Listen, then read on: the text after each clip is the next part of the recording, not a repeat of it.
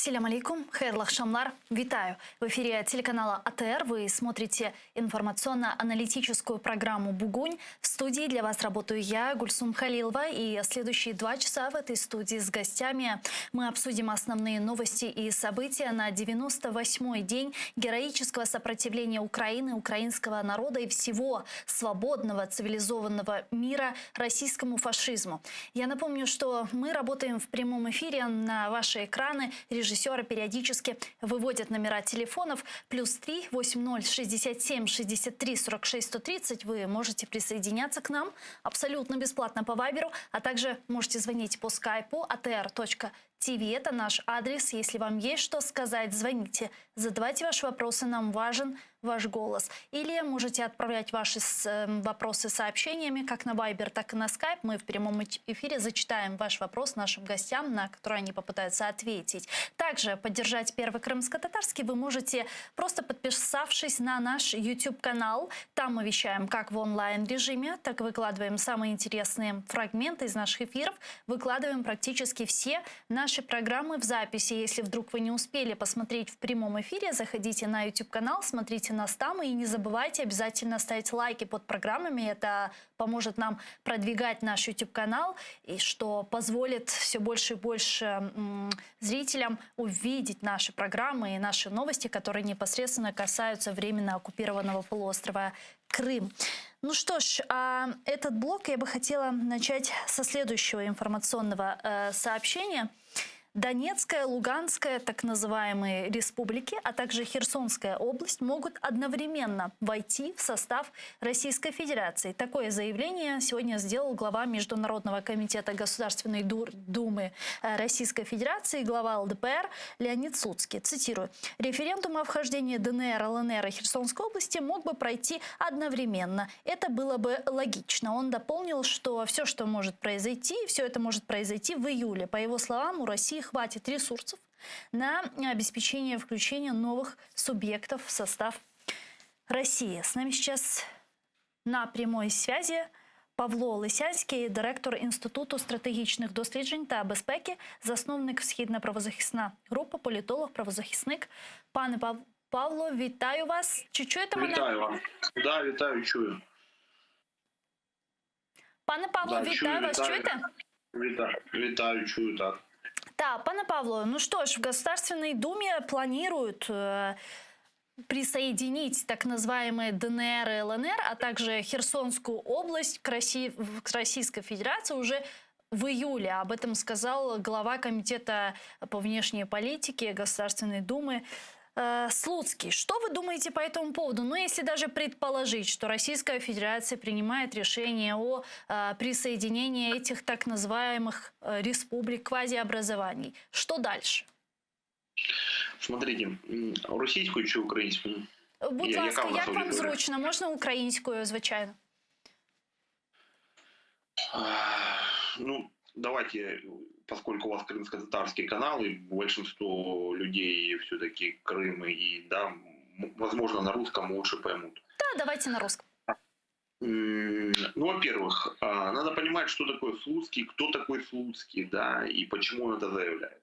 Леонид Слуцкий, он встал на место так называемого лидера партии ЛДПР, уже умершего Жириновского. Он всеми силами пытается на себя натянуть, знаете, вот такой вот, как был Жириновский. Жириновский сказал, это сбылось.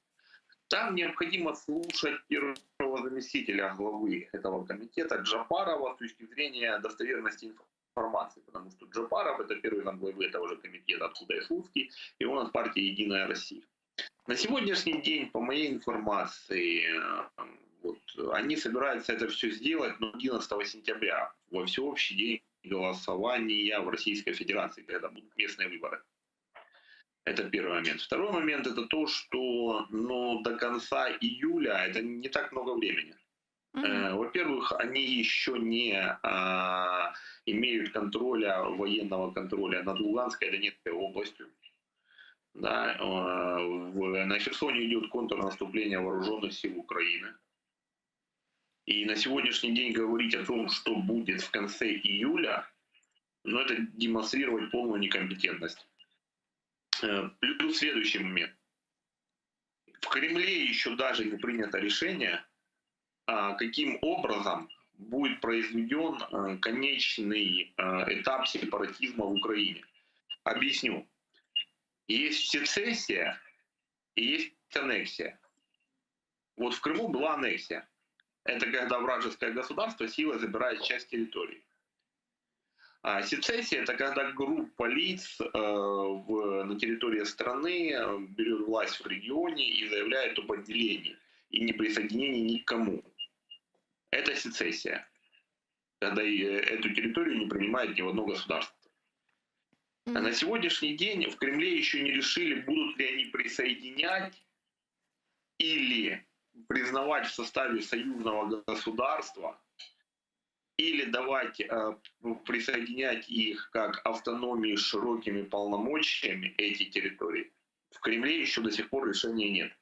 А почему так уверены? Вот не кажется ли вам, что все-таки решение о присоединении Херсонской области к Крыму, да, как они заявляли, уже в Кремле принято давно? Потому что ведь неспроста туда, в Херсонскую область, в последнее время, как к себе домой, начали приезжать российские чиновники. Уже стали говорить о том, что на этой территории будет ходить российский рубль. Там Путин принял указ об упрощении выдачи гражданства Российской Федерации тем гражданам Украины, которые проживают в Херсонской области. И куча разных всяких интеграционных решений принимается сегодня в Кремле по этой области. У вас такого нет ощущения, что, в принципе, решение уже принято давно? Да, смотрите, я вам хотел сказать о сценарии.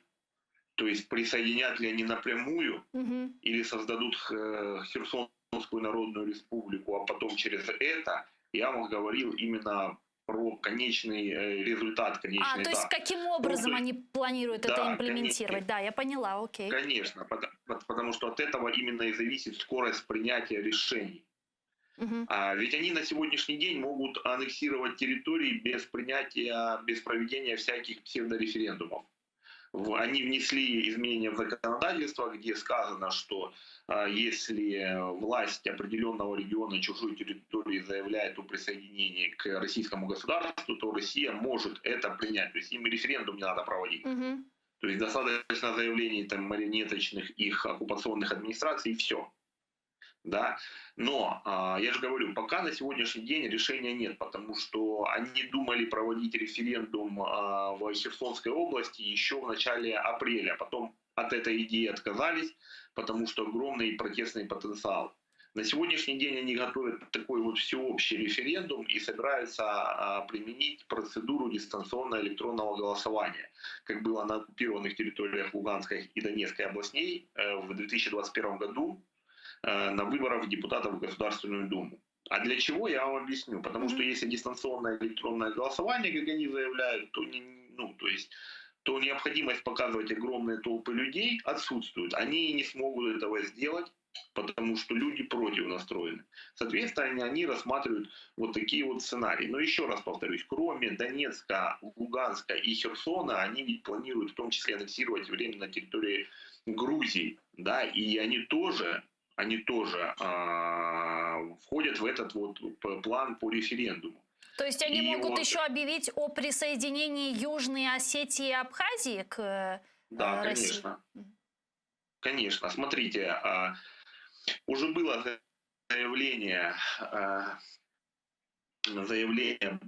бывшего главы оккупационной администрации Южной Осетии Аслана Гаглоева, извиняюсь, Анатолия Бибилова. И он выдал указ, что вот в июле пройдет референдум по присоединению к России.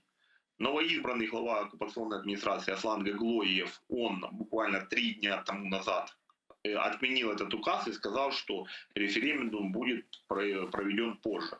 Я заранее об этом написал еще 14 мая, потому что в юности я занимался вольной борьбой, у меня было очень много друзей-осетинов, которые выросли, и, соответственно, информацию есть откуда взять. Это я просто к тому, что они будут рассматривать что-то большое, да, и они постараются продать российскому населению и населению этнических территорий, да, отдельных там республик в составе Российской Федерации как большую глобальную победу. И этим самым они будут пытаться поднять рейтинг партии «Единая Россия», потому что 11 сентября у них выборы, местные выборы, они будут выбирать губернаторов. И вы же понимаете, что сейчас уровень доверия к президенту и к «Единой России» падает. И они будут собираться вот таким вот образом сделать патриотический подъем в России, показав большую, огромную аннексию. Они пользуются опытом 2014 года, когда они перед выборами аннексировали территорию Крыма, и были у них высокие рейтинги, и о социально-экономических проблемах в регионах все забыли. Вот точно они и так это будут делать.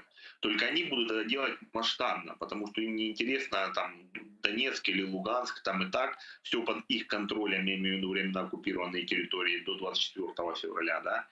И, соответственно, кроме Херсонской области, есть еще часть оккупированной Запорожской области, которая формирует единый сухопутный коридор из оккупированной Донецкой области в Крым. И с этой территорией им тоже необходимо будет что-то делать, поэтому они будут вот делать что-то такое большое. Но это же утопия, пана Павла. Мы же понимаем, что это утопия, потому что это как доза. То есть с каждым разом, вот с каждым каким-то выбором, плебисцитом, им нужно будет что-то и чем-то кормить народ. Получается, вот та война, которую сегодня ведет путинский режим, это, в принципе, залог сохранения путинского режима. Это вечная война для них, получается. Ну, они же все, давайте посмотрим на возраст правящей верхушки Российской Федерации. Всем за 68. Шойгу, Патрушев, Герасимов, Путин. Да, все живут вот имперскими амбициями и той идеологией, которую им навязал Путин, что необходимо восстанавливать Советский Союз. Конечно, это утопия. Еще Черчилль говорил про Гитлера, когда он еще не был премьер-министром, а еще вот как только перед тем, как избраться, он доказывал всем и в своих речах, говорил, что хватит кормить диктатора, усмирять его. С ним надо бороться с диктатором, а не усмирять его. Да? И это он говорил по поводу того, когда Гитлеру отдали Советскую область. Да, точно так и здесь. Если международное сообщество думает, что Путин остановится на этих территориях, может быть и остановится на очень непродолжительное время для того, чтобы перегруппировать войска, исправить те ошибки, которые он допустил после 24 февраля, имеется в виду во время масштабной агрессии, да, во время оккупации, и пойдет дальше. Ну вот, кстати, очень интересный вопрос вы затронули. Окей, даже если мы предположим, что российские оккупанты оккупируют, там выйдут на административные границы Луганской и Донецкой областей, оккупируют полностью эти регионы, там закрепятся в Херсонской области, проведут там какой-то псевдореферендум, ну или просто примут решение о присоединении этой области к Крыму и так далее. Но ведь это уже не воспринят международное сообщество, ведь уже есть санкции, которые очень серьезно бьют по экономике России. Уже армия Украины — это не та армия, которая была в 2014 году, и украинские вооруженные силы проводят довольно успешную контрнаступательную операцию в ряде направлений. То есть удержать им эти территории будет практически невозможно. На что они рассчитывают? Ну, они рассчитывают на то, что... Ну, смотрите, конечный результат — это порадовать Путина и подарить ему вот такое, вот, знаете, в учебниках истории Российской Федерации о том, что Путин воссоздал Российскую империю. Вот это их главная цель. А на что они еще могут рассчитывать? То есть, смотрите, вот сейчас на временно оккупированных территориях Луганской и Донецкой области приезжают промышленники с Урала, начинают выстраивать производственные цепочки, то есть договариваются о том, чтобы в Донецке и Луганске было какое-то производство. Почему? Рабочая сила дешевая, людей как рабов просто использовать. Поэтому они не думают глобально, стратегически наперед. Все на сегодняшний день думают, как... Да, пожалуйста. Все на сегодняшний день думают, как порадовать Путина. И то, что вы говорили по поводу того, что приезжает там Турчак был депутат Госдумы, был Затулин депутат Госдумы, Затулин, кстати, да, этот вице-премьер был. Затулин, кстати, он один из идеологов продвижения русского мира в Украине, да, и проводил еще в 2008-2012 году круглые столы в Одессе по русскому миру. И была там Анна Кузнецова, которая бывший омбудсмен Донецкой области. Почему они приезжают?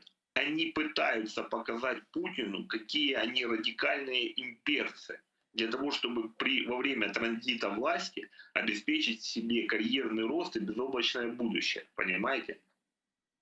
Ну так выслужиться, скажем так, перед Путиным пытаются. Выслужиться, показать, потому что посмотрите, как риторика изменилась у того же Медведева, да, который всегда считался международным сообществом таким лайт-вариантом Путина, да, что с ним можно говорить, таким либералом. И посмотрите, как сейчас изменилась ситуация, как он стал резко радикалом. И такая, среди российского политикума, да, сейчас вот как раз и просматривается такая вот стратегия агрессии, да, то есть что вот они стали ярыми неонацистами русского мира. И это, кстати говоря, провоцирует конфликты внутри Российской Федерации, потому что, вы знаете, мы 8 лет воюем с Россией, но я не уверен, что наши граждане очень хорошо знают нашего врага. А ведь Российская Федерация, это исконно там есть этнические регионы, которые были оккупированы еще большевиками в 20-е годы. Да. Да, та же Тува, родина Путина, та же Бурятия. И там люди этого боятся. Уже в регионах региональные власти обвиняют федеральный центр о том, что Кремль проводит неонацистскую политику русского мира. Ну а почему не поднимается? Пан Павло, а почему не поднимаются? Вот неужели российское население Российской Федерации не видит то, что творит их правительство, их руководство? Они видят те гробы, которые массово приезжают на территорию России, эти матери, которые теряют своих сыновей, мужей, там, братьев и так далее. То есть почему народ не поднимается? Почему нет внутреннего процесса сопротивления тому, что делает путинский режим? Понимаете, мы его просто не видим. Да, потому что... Но мне кажется, что если бы он был массовый, мы бы его точно увидели.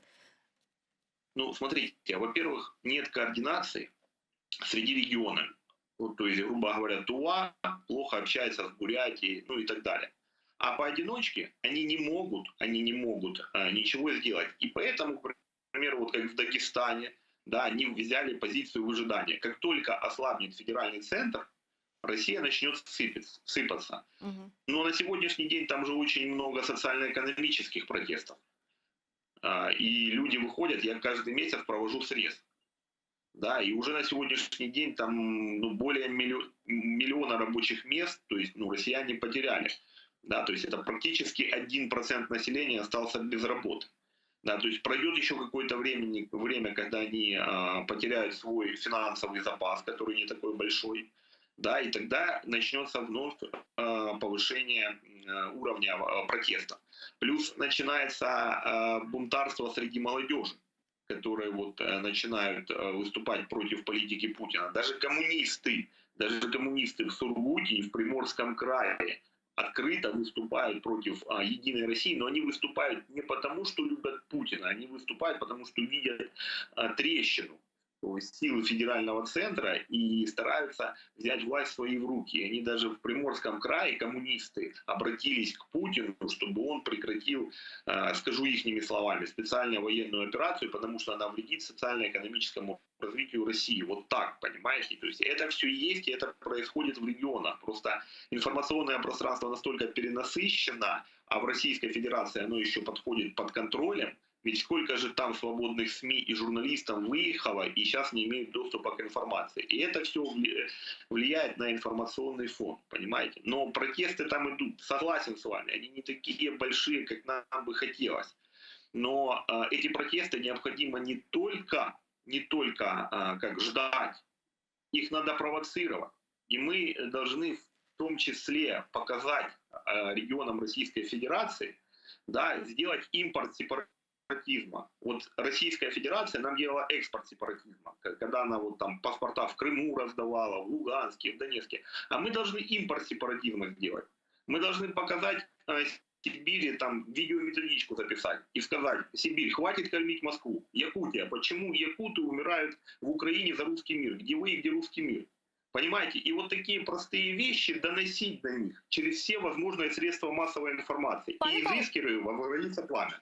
а вот такой вопрос, вот, вот гипотетически, если мы моделируем ситуацию, что путинский режим распадается, вот в этих федеративных республиках есть ли те лидеры и те люди, которые вот на этом этапе, когда полностью будет меняться конъюнктура, возьмут на себя ответственность за национально-освободительное движение этих регионов? Такие люди там есть? Понимаете, сейчас, на сегодняшний день, люди там есть, элиты там есть, региональные лидеры там тоже есть. Но мы сейчас с вами говорим с точки зрения не потому, как хорошо должно быть России, Мгм. а как сделать так, чтобы агрессия ушла из Украины. Так вот, для того, чтобы агрессия ушла из Украины, необходимо сделать следующее. Когда будет транзит власти и Путина не станет, необходимо не допустить нового сговора элит Российской Федерации, которые просто сменят действующие элиты. Это первый момент. Второй момент, это, к примеру,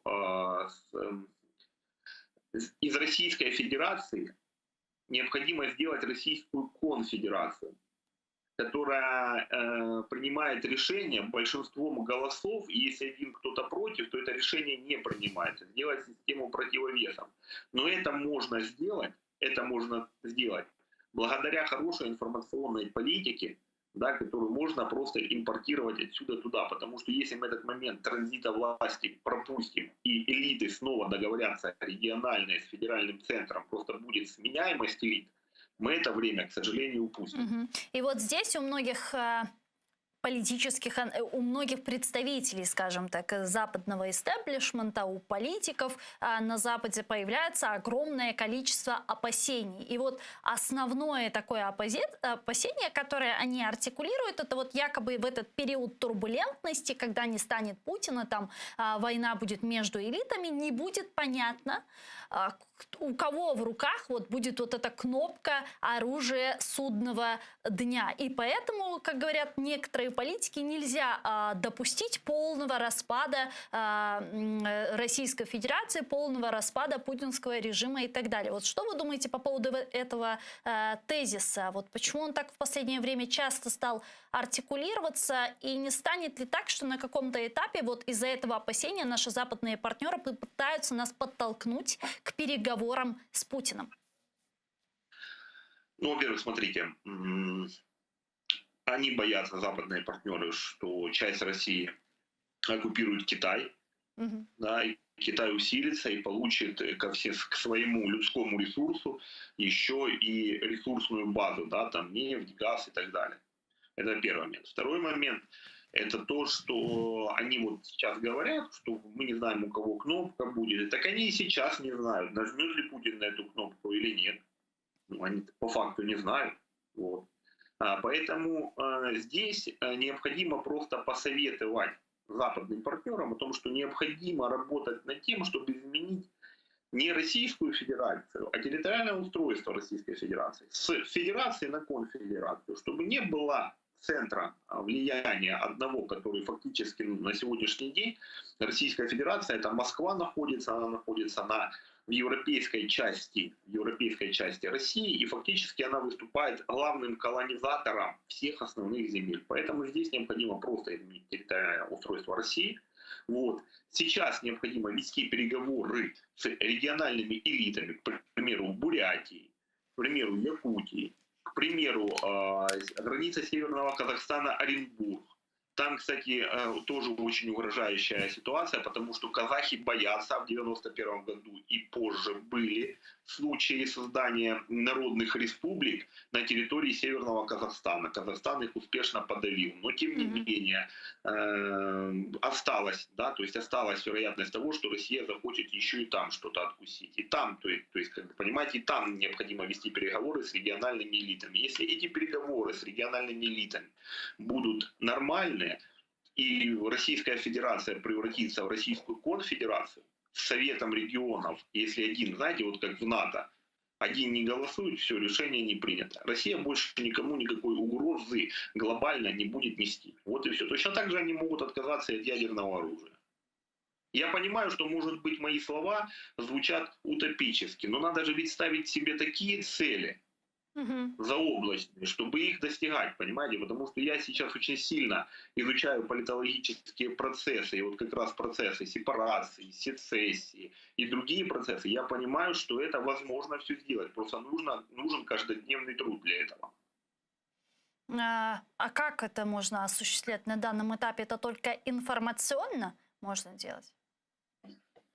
Э, На сегодняшний день необходимо начать с информации. Если мы говорим не только об Украине, но и о западных партнерах, которые вот заинтересованы в том, что я сказал, то у западных партнеров есть дипломатические представительства, да, на территории Российской Федерации на многих территориях.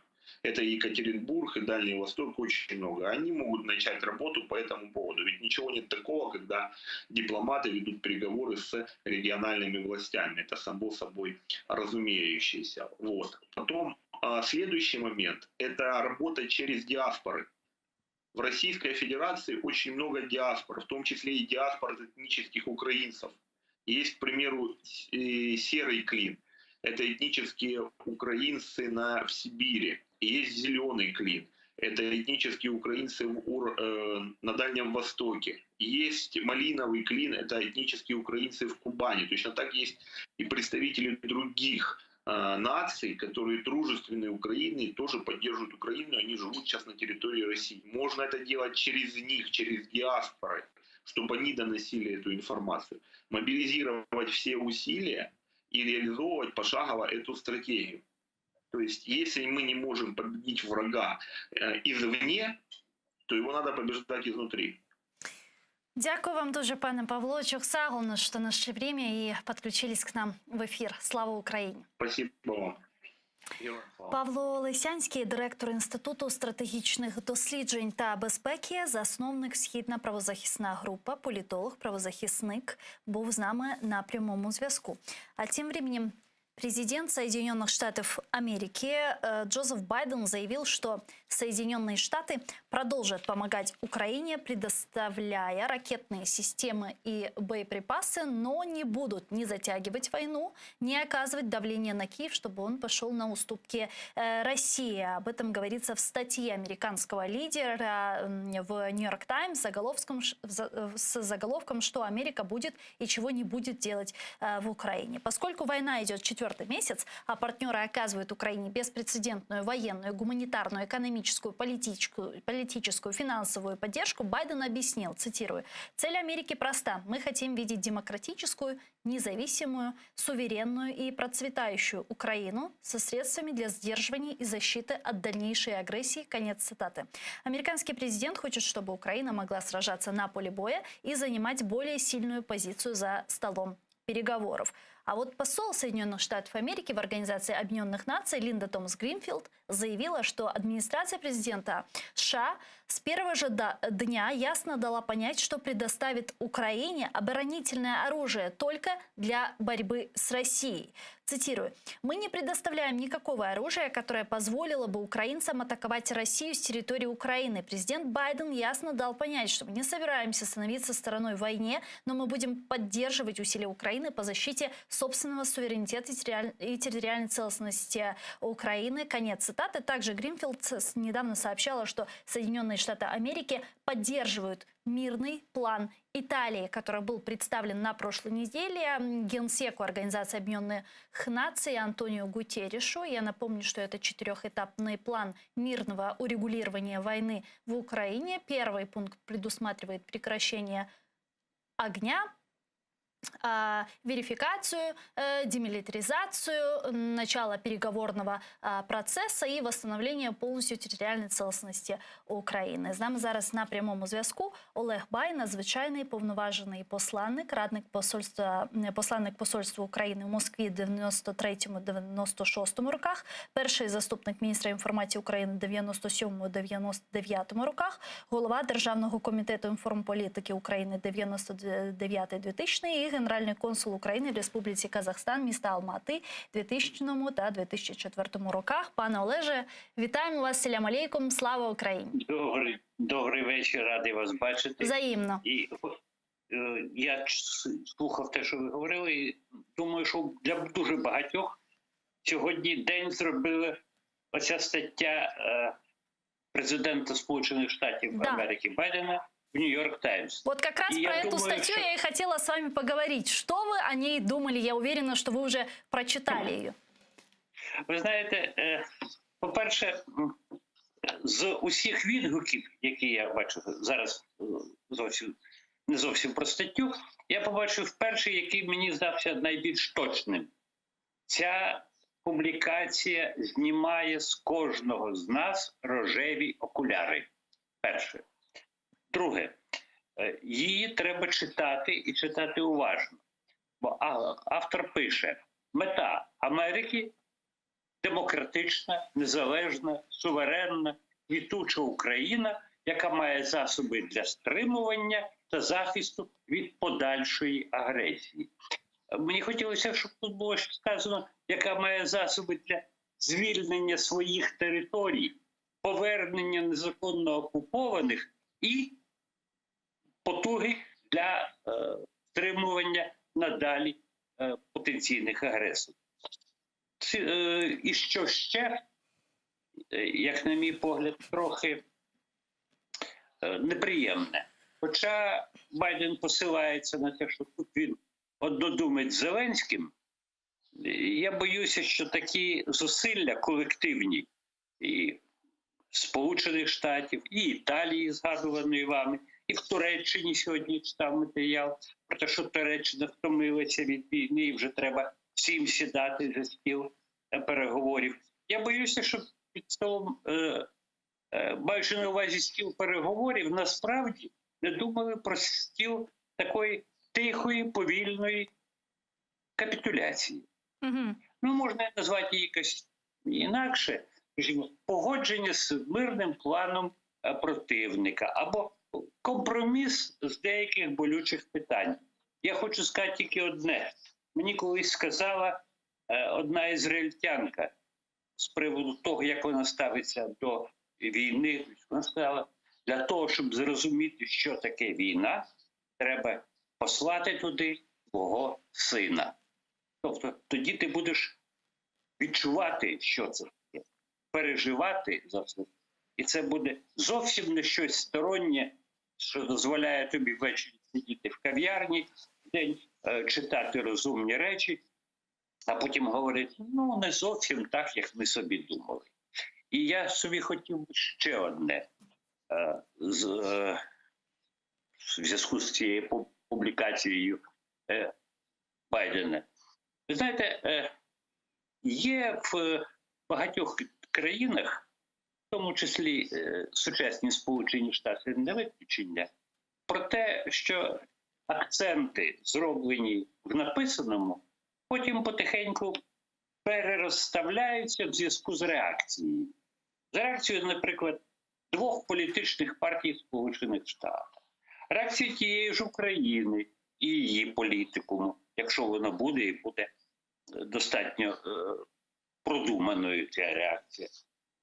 Тому треба ще трошки уважно почитати і те, що написав Байден, и те, як це буде комментовать. Ну вот Джозеф Байден в своей статье говорит о том, что Соединенные Штаты Америки будут продолжать помогать Украине, предоставлять ей ракетные системы, оборонительное оружие, но не будут не затягивать войну и не подталкивать Украину к уступкам России. Вот что означает не затягивать войну в понимании Соединенных Штатов Америки, да, и не подталкивать Украину к каким-либо уступкам России? Как это может одновременно коррелироваться друг с другом? Знаєте, рівень міждержавних відносин дещо відрізняється відносин між людьми. Якби мені хтось сказав, що я особисто маю право на оборону, маю право боронити себе, щоб мене ніхто не вдарив, але не маю жодного права того, хто на мене нападе, відколошматити так, щоб йому більше не хотілося.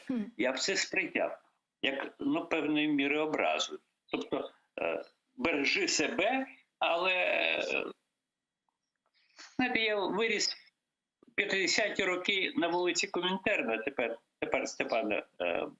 тепер Симона Петлюри, і публіка була дуже різна, в тому числі й ті, хто знав, що таке ізоляція декілька років. Але люди знали, кожна дія має отримувати протидію. Закони фізики тут теж діють. Тому те, що сказано, точніше написано Байденом, мене до певної міри засмучує. Ну, навіщо Україні, у державі, яка ніколи, а тим більше в цей період незалежності за 30 з гаком років, ні на кого не нападала, застерігати, ми не можемо вам дати ті ракети, які можуть досягти території Росії. Господи Боже мій, та в голові ні в кого не було. Було, знаєте, побажання, щоб та столиця ворожої держави згоріла. Але планувати атаки, ракетні атаки, ми не росіяни. Ну вот сегодня, кстати, Лавров, министр иностранных дел России, российский Геббельс, сказал, что существуют риски вовлечения третьих стран в войну России с Украиной, если Киев получит американские РСЗО. На кого они рассчитывают? На своих союзников ОДКБ? На Лукашенко? На что? Кто эти третьи страны? Эритрея? Сирия? Северная Корея? Кто? Швидше за все, Еритрея. Бо, наприклад, ви згадали сторінку моєї біографії в Казахстані. При всьому тому, що там дуже сильний російський вплив, дуже сильні були і проросійські настрої. Казахи не забувають, хто вони, звідки вони, яка в них історія, багатовікова історія, і чому сьогодні вони змушені кланятися до чужих ікон. Я думаю, що це так, це лавровські штучки. Знаєте, мене більше цікавить і інше. Мене цікавить, як те, що написав Байден, опосередковано, звичайно опосередковано, відреагує Борис Джонсон. Так. Бо Борис Джонсон з надзвичайно цікавою ідеєю виступив, він, поляки, про створення такого собі політичного об'єднання поза ЄС. І тут теж треба думати. Ви знаєте, ми інколи говоримо, о, добре, наші друзі пропонують, ура, вперед. Не дуже швидко.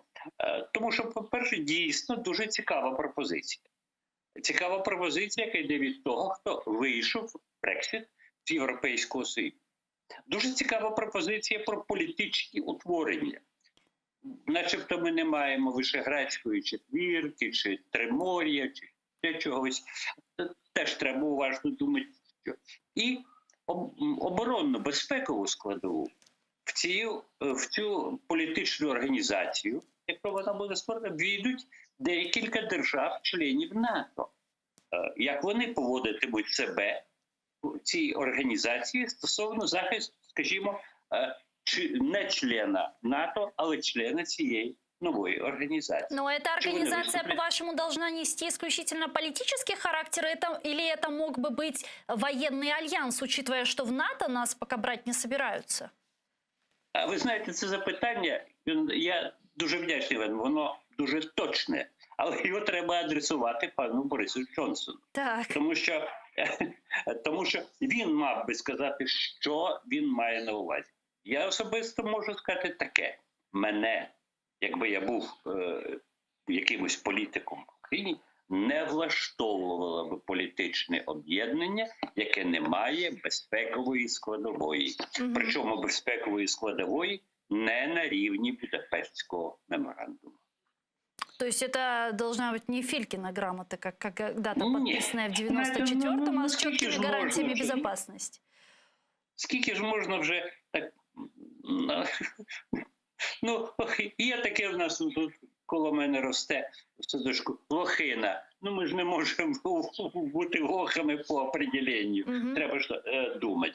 Тим більше, що думати нам доводиться дуже, не в прості, а дуже в страшні часи і умови. Сьогодні прозвучала цифра День захисту дітей, 243 дитини українські замордовані російськими окупантами. Мгм. Близько півсотні поранених, травмованих, ще пропалі безвісті, чи розлучені сім'ями, депортовані в Росію. Ми не можемо собі дозволити на перше місце тепер не ставити безпеку. Спочатку безпека, потім все інше.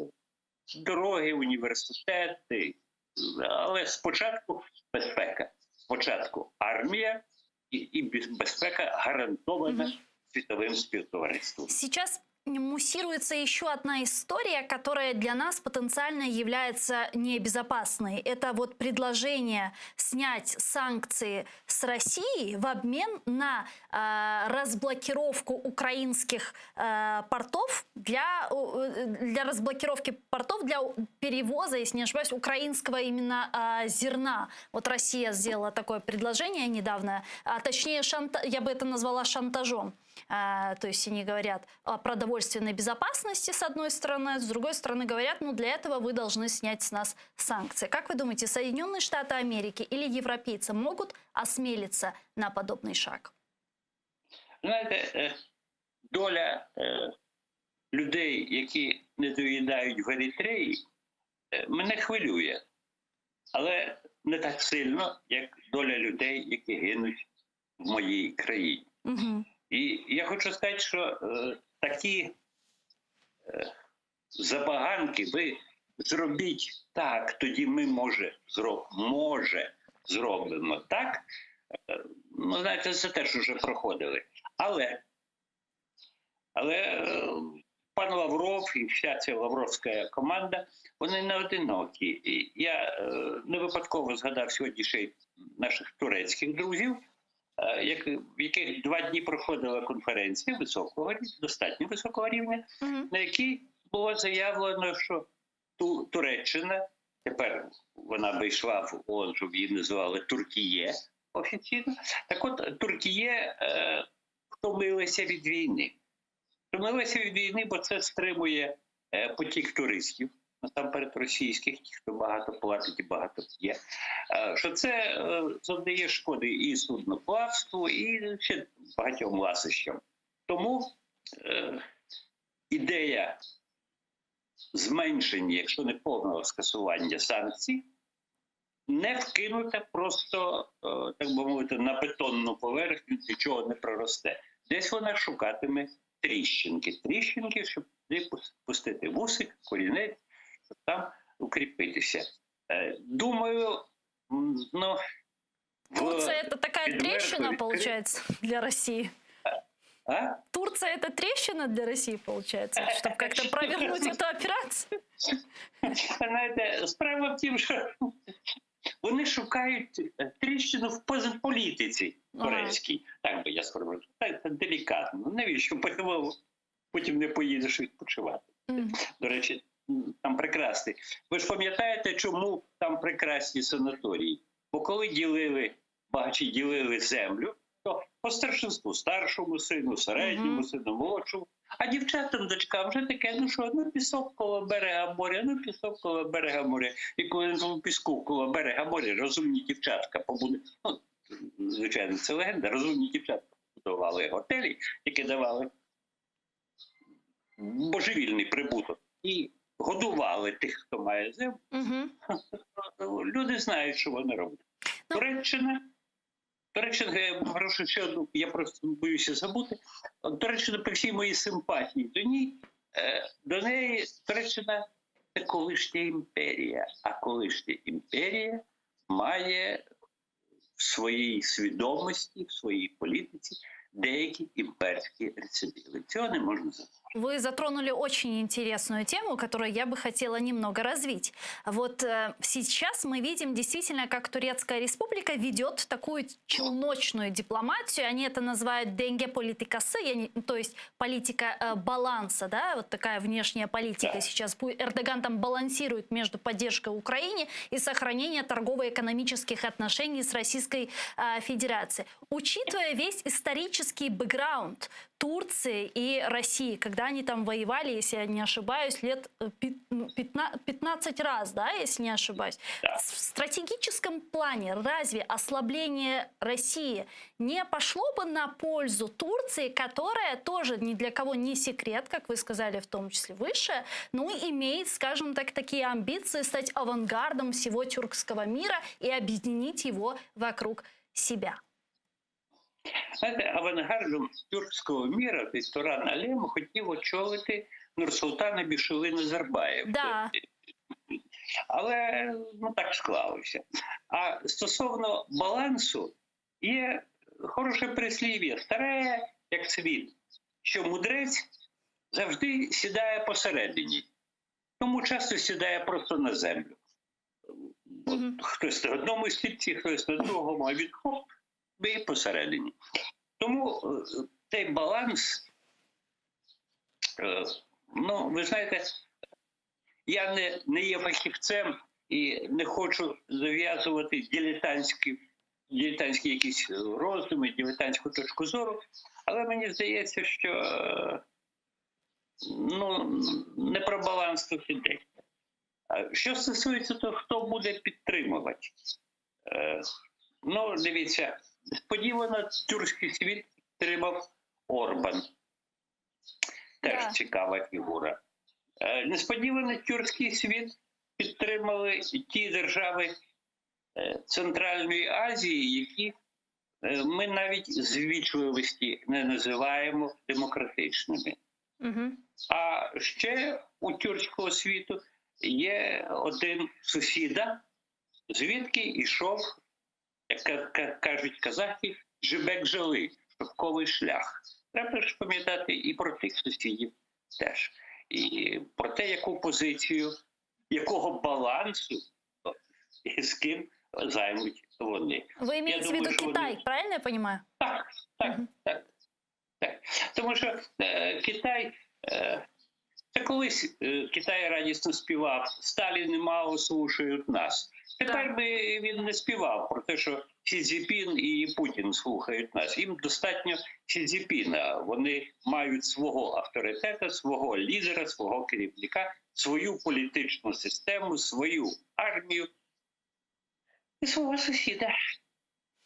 Кстати, Китай действительно сейчас мы видим, как набирает обороты на международной площадке. И, кстати, многие политические аналитики, когда мы рассуждаем относительно поддержки и помощи Соединенных Штатов Америки, именно упоминают Китай и говорят о том, что США не хотели бы полного развала России, так как Китай бы таким образом еще больше усилился. А если я не ошибаюсь, в национальной стратегии Соединенных Штатов Америки Китай проходит как первый враг и соперник США. Этот треугольник Киссинджера, который он даже рисовал в свое время, помните, что нельзя объединение всех этих трех сил? Это так? Действительно так или это миф? Ні, знаєте, кожен міф має реальне підґрунтя. І справа в тім, що Китай, потужний Китай, дійсно вийшов. Знаєте, ми колись казали, ми поводимо себе як китайці. Вскочив, побіжав, догнав тролейбус на роботу. А потім, коли ми почали дивитись на техніку, а вона китайська, тайванська, Китай, почали дивитись на деякі речі в IT-технології, китайські. Я вам скажу більше, я колись в Сполучених Штатах, в Річмонді, на торговому молі, пішов купити щось в дім. Скоро Різдво, і думаю, щось мені і треба, я запитую перекладача, що пане Дмитре, і тут продавщиня мені каже, слава Ісусу Христу, вона україномовна, поговорила. І я купив такі шкарпетки червоні, різдвяні, куди кладуть всякі подарунки. Дуже американські. Такі, Санта-Клаус. І вже вдома, коли закінчилися свята, і ми вивертали їх, щоб витряхти всередини всяке, побачили малесеньку етикеточку на кожному, там було написано «Made in China». Тому я не знаю. Китайці зробили величезний прорив. Вони молодці, але апетит приходить під час споживання страв. І чим солодша, чим смачніша страва, тим більше розігрується апетит. Нам треба уважно стежити за чужими апетитами. За ними, до речі, стежить теж мій улюблений Казахстан, теж наша Центральна Азія. І, думаю, пильно стежать і Сполучені Штати. И, пане Олеже, вот у нас буквально 3 минутки до завершения нашего эфира. Такой глобальный вопрос. Как вы думаете, после победы Украины в этой войне, в чем у меня нет абсолютно никаких сомнений, насколько мир и вот нынешний мировой порядок потерпит тектонических изменений? Знаєте, я вам скажу, для мене тут, таким лакмусовим папірцем буде Крим. Якщо в результаті перемоги, тобто коли ми звільнимо всі українські території з Кримом включно, або насамперед з Кримом, бо ми щось забули про Кримську платформу, ініційовану президентом, тоді будуть зміни в світовому світопорядку, тавтологія, такі: ніколи жодна агресія не пройде безкарною. Якщо світ це усвідомить, то це значить історична роль України була зіграна правильно. Дякую вам дуже, пане Олеже. Чохсагл, на что наше время, подключились к нам в эфир, ответили на наши вопросы взаимно. Слава Україні! Героям слава! Олег Бай був з нами на прямому зв'язку, дипломат, надзвичайний повноважений посланник.